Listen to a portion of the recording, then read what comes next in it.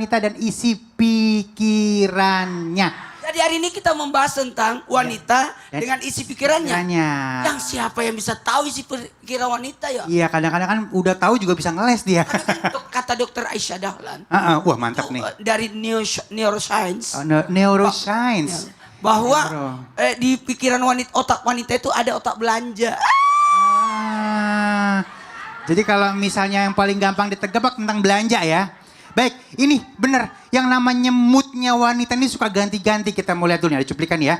Mood cewek berubah tergantung cuaca. Wah PR, bagus kita 2 musim doang ya. Coba kita lihat. Kita lihat yuk.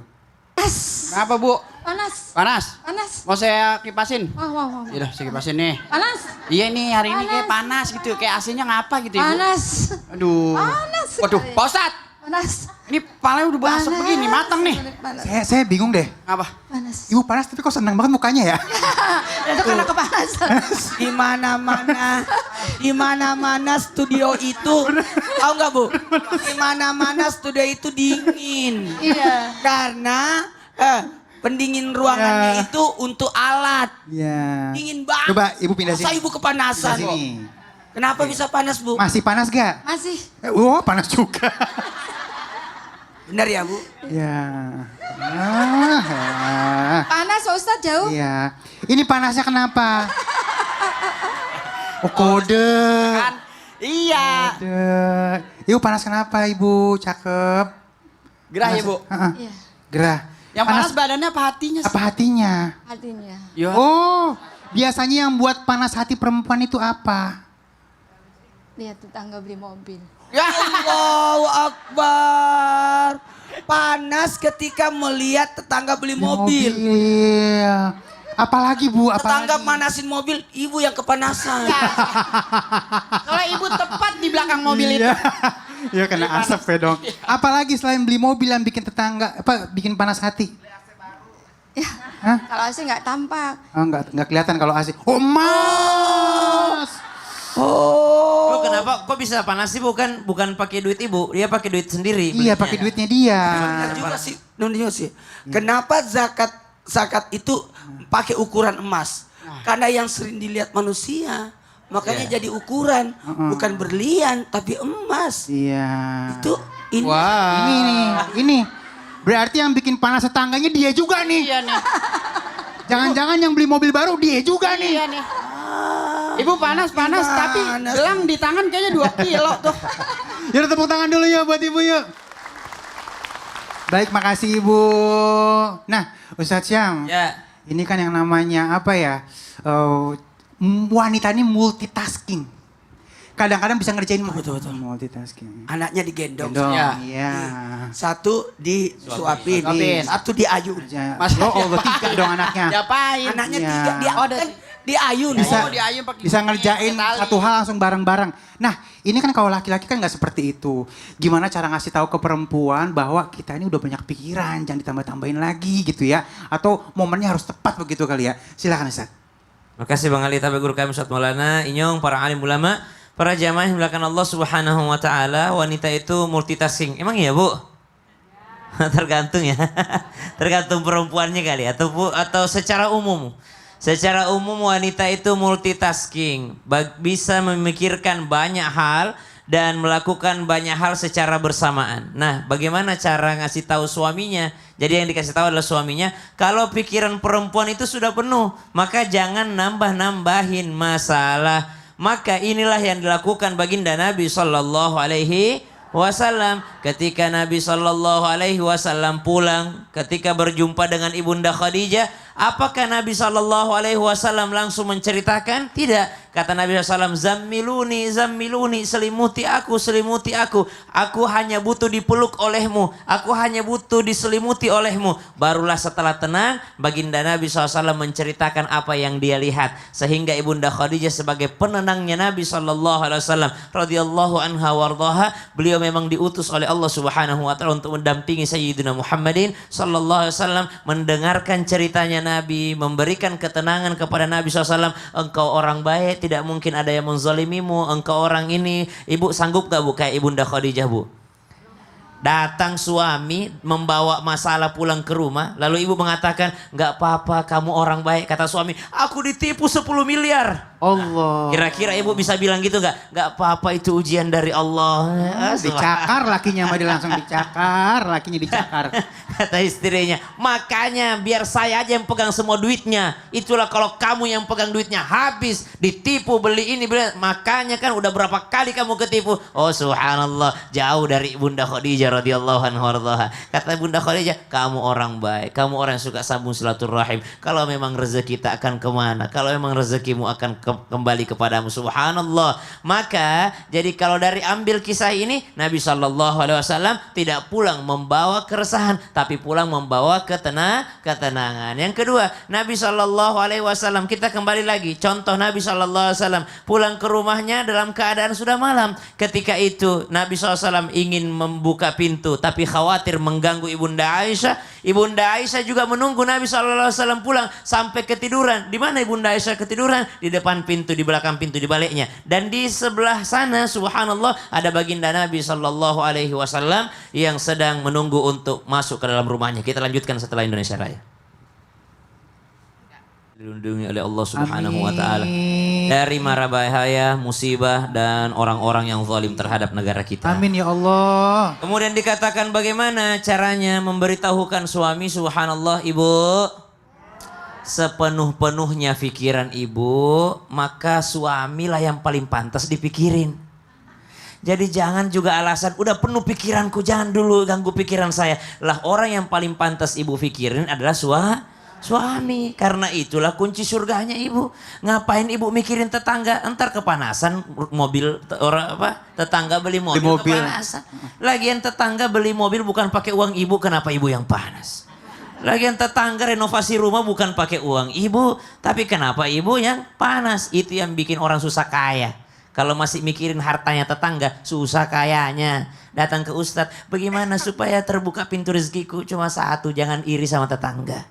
Kalau kau masih mikirin rezekinya orang, susah diperbaiki rezekimu oleh Allah Subhanahu wa taala. Sempit subhanallah. Maka kalau dikatakan sebanyak apapun isi pikirannya, sebanyak apapun yang ada di dalam pekerjaannya, multitaskingnya, mesti yang paling utama di situ adalah suami, karena dialah kunci surga, pintu surganya seorang istri. Maka datang suami, jadilah as-sakinah. Apa as-sakinah ini? Tempat yang memberikan kenyamanan, al-maskan, tempat yang memberikan keamanan, kenyamanan. Karena itulah tujuan pernikahan. Ba'da qul a'udzubillahi minasyaitonirrajim. Wa min ayatihi an khalaqa lakum min anfusikum azwaja litaskunu ilaiha wa ja'ala bainakum mawaddatan wa rahmah. Inna fi dzalika laayatin liqaumin yatafakkarun. Memang disuruh mikir, pikirannya itu disuruh mikirin bagaimana caranya bikin nyaman rumah tangga. Istri yang bikin nyaman adalah istri yang mau mendengarkan. Allah. Suami yang bikin nyaman adalah suami yang gak bawa pulang masalahnya. Jadi kerjasama. Kalau udah di rumah udah yang di luar di masalahnya. Betul. Ya. Jadi di rumahnya enjoy ke depannya. Itulah Ya. kenapa katanya laki-laki kalau pulang itu nggak langsung nyapa istri, biasanya duduk dulu di luar. Oh, habisin dulu Ya. ya. Harus paham Bu ya, harus paham ya. Terima kasih Ustaz. Tepuk tangan dulu. Ya aku Benar loh suka. Ustaz Sam. Nabi juga begitu. Oh. Nabi kalau dari perjalanan, Nabi mampir dulu ke sumur Abu Talha. Abu Talha. Sumur Abu Talha mandi, baru pulang ke rumah beliau. Kebayang nggak sumur Abu Talha itu di mana? Di gate 21. Oh. Di pintu 21 Masjid Nabawi. Masya Allah. Ada sumur di situ. Kebayang nggak? Sampai ke rumah Nabi, jauh banget kan? Allah. Jadi memang itu jadi sunnah juga mungkin ya. Sunnah juga, iya. Baik, terima kasih Ustadz. Nah, baik kita masuk ke dalam segmen tanya dong Ustadz. Kami semua tanya dong Ustadz. Ini pertanyaannya bukan dari jamaah yang hadir. Kita ada pertanyaan dari media sosial, kita lihat yuk. Nyong bantu yuk Nyong. Kita baca yuk. Ya, ya. Assalamualaikum Ustadz. Waalaikumsalam. Ya, izin bertanya nih Ustadz. Ya, Jika suami suka memberi uang kepada temannya atau meminjamkan uang dan mengikhlaskan uang tersebut tanpa sepengetahuan istri, apakah perbuatan itu termasuk menjalimi istri? dan apakah bila istri tahu hal itu ketahuan nih ya, dan istri marah, apakah ya apa akan menjadi dosa untuk suami? Waduh. Padahal di balik marahnya istri Masih banyak kurangnya nafkah dari suami untuk anak dan istrinya. Dan juga masih ada orang tua yang masih harus dibantu. Dan gaji suami pun bukan UMR. Aduh. Mohon pencerahannya Ustadz. Jadi sebenarnya bantu orang tapi belum ada kemampuan sebenarnya ya. Tapi gaya-gayaan bantuin orang. Terus kagak izin, masih UMR, di rumah belum cukup. Nah ini bagaimana nih ya? Silakan Ustadz Maulana. Baik, bismillahirrahmanirrahim. Allahumma shalli ala sayyidina Muhammad wa ala Muhammad. Izin Ustazah, mohon maaf Bapak, saya pinjam Bapak dulu. Sabar ya Bu, Pak. Iya. Bapak. Ya, dua orang ini. Pak pegang ini. Sebelum kita bahas, kita tanya dulu. Aku sayang sini sayang. Nah. Bapak bisikin aja aku. Ah. Bapak sebulannya kasih berapa istri? Kasihkan semuanya. Oke. Oh, Masya Allah. Nanti jawab langsung sesuai, jangan berubah ya. Bapak kasih berapa kepada istri? Sebulannya. Oke. Oke. Dua yang saya tanya beda jawaban. Silakan Bapak, berapa yang Bapak kasih kepada istri? Semuanya saya serahkan kepada istri. Kasihan banget sih Pak. Berarti kalau jajan minta dulu dong. Ya artinya seperti itu. Ya. Kalau Bapak nggak usah disebutin. Iya, iya. Karena beliau menyebut angka. Oh iya, oke. Artinya masing-masing rumah tangga beda-beda. Masing-masing Sistemnya. rumah tangga beda-beda. Bisa saya ceramah? Silakan duduk. Iya. Baik, terima kasih, tepuk tangan dulu yuk. Iya. Durasi saya nanti habis. Ketahuilah, sesuai kemampuan, sesuai kebutuhan, sesuai kesepakatan. Itu nafkah. Dan sebaiknya uang itu dibagi 3. 30, 30, 30, 10. Coba diulang. 30, 30, 30, 10. 30-nya apa? 4. Bukan 3, 4. Tetap 3. 30, 30, 30, 10. 30-nya biaya bulanan. Ya. Oh, bulan. Sepertiga pertama bulanan. Sepertiga kedua biaya harian. Dan sepertiga yang ketiga ini disimpan. Biaya tak terduga. Tabung. 10%-nya ini yang disedekain. Oh. Bisa dibagi-bagi kepada siapa yang mau kita bantu. Jadi membantu orang 1/10 dari pemilikan kita. Mau bantu tetangga, mau bantu keluar orang tua, mau bantu keluarga, mau bantu saudara. 10%-nya. Karena 30-nya itu kewajiban kita untuk menafkahi bulanan. Ada cicilan, ada arisan. Iya benar. Ada token listrik, Iya. ada biaya sekolah. Nah, ini yang 30-nya adalah biaya harian yang dibagi 30 hari. Karena ada somai lewat, Oh jajan. mau ke pasar, Iya. jajan harian. Yang 30-nya adalah jangan diganggu. Karena siapa yang tahu kalau ada yang sakit. Oh. Musim undangan, Iya. musim acara. Iya benar.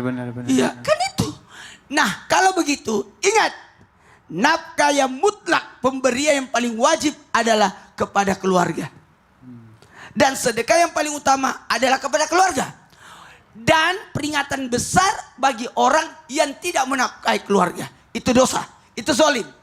Solusinya gimana? Kalau ada suami macam yang dicatat tadi. Nih, yang dicurahkan tadi. Iya. Lakukan 4. Waduh. Iya, tepuk tangan dulu. Iya, ya. Yang pertama, komunikasikan. Sampaikan.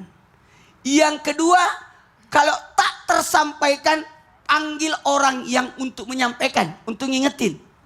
Entah itu undang ustadz ceramah di rumah, bikin pengajian, ustadz itu yang bahas. Iya. Namanya Nomor- ustadz yang diundang itu. Ustadz Maulana. Ya. Iya. Yang ketiga, Iya. ambil. Oh. Selamatkan suami dari pelit. Oh duitnya dicolong. Bukan dicolong, diambil. Diambil. Jadi aku nggak nyuruh-nyuri ya. Ambil Ambil. di kantongnya, Bagus saya nggak naruh duit di di kantong. dompetnya. Kenapa? Untuk menyelamatkan. Iya, iya. Karena kita bukan menyuri ya Bu. Iya, iya, iya. Nanti, mana uang saya? Saya beliin beras, kebetulan beras habis. Oh, buat kebaikan rumah Ya. tangganya. Terakhir, yang Ya. keempat, cari pendapatan lain. Oh, kerja. Istri boleh membantu. Nah, mama kenapa? Saya lagi buat kue, jualan. Kenapa? Gak cukup pemberianmu. Iya, Masya Allah. Memang bapak itu semua uang dikasih. Kalau bapak itu pemberiannya besar loh. Masya Allah, luar biasa. Bulan, makasih banyak Pak ya. Ya, tepuk tangan dulu yuk. Banyak kalau bapak ini. Dia Iya. bisikin saya. Tahu nggak berapa? Berapa? Ya itu. Ois. Biar hanya bapak dan saya yang tahu. Nggak boleh ada yang lain. Bener, rahasia itu. Rahasia. Iya, ini bapak ini 100 juta sebulan. Enggak ya. Baik, alhamdulillah. Loh, amin dong. Ya, baik. Kita akan masih bahas lagi ini ya, ini luar biasa, ini akan lebih panjang lagi, tetap bersama kami di Islam Itu Indah. Jamaah, alhamdulillah.